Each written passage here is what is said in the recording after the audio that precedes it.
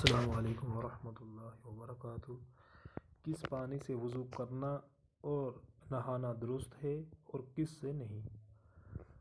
آسمان سے برسے ہوئے پانی، نالے، ندی، چشمے، کنواں، تالاب اور دریاؤں کے پانی سے وضو اور غسل کرنا درست ہے، چاہے میٹھا پانی ہو یا کھارا پانی ہو۔ کسی درخت یا پھل یا پتوں سے نچوڑے ہوئے عرق سے وضو کرنا درست نہیں۔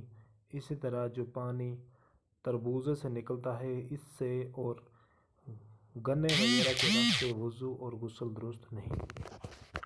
مسئلہ: جس پانی میں کوئی اور چیز مل گئی ہو یا پانی میں کوئی چیز پکائی گئی ہو اور ایسا ہو گیا ہو کہ بول چال میں اس کو پانی نہیں کہتے بلکہ اس کا کچھ اور نام ہو گیا ہو تو اس سے وضو اور غسل جائز نہیں، جیسے شربت، شیرہ، شوربہ، سرکہ، گلاب اور عرق گاؤ زبان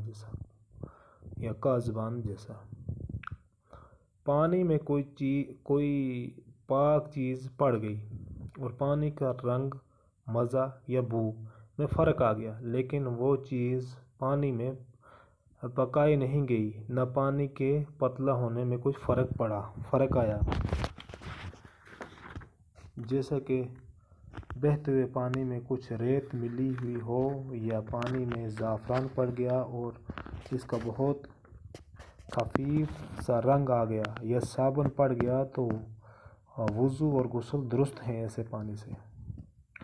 اگر کوئی چیز پانی میں ڈال کر پکائی گئی، اس سے رنگ یا مزہ وغیرہ بدلا تو اس پانی سے وضو درست نہیں۔ البتہ کسی ایسی چیز پکائی گئی جس سے میل کچیل خوب صاف ہو جاتا ہے اور اس کے پکانے سے پانی گاڑھا نہ ہوا ہو تو اس سے وضو درست ہے، جیسے مردے کو نہلانے کے لیے بیری کے پتے پکائے جاتے ہیں اور اس میں کوئی حرج نہیں۔ البتہ اگر اتنے زیادہ ڈال دیے کہ پانی گاڑھا ہو گیا تو اس سے وضو اور غسل درست نہیں۔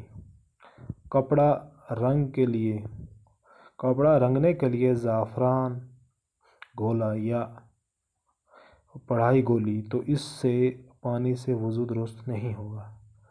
جنگل میں کہیں تھوڑا پانی ملا تو جب تک اس کی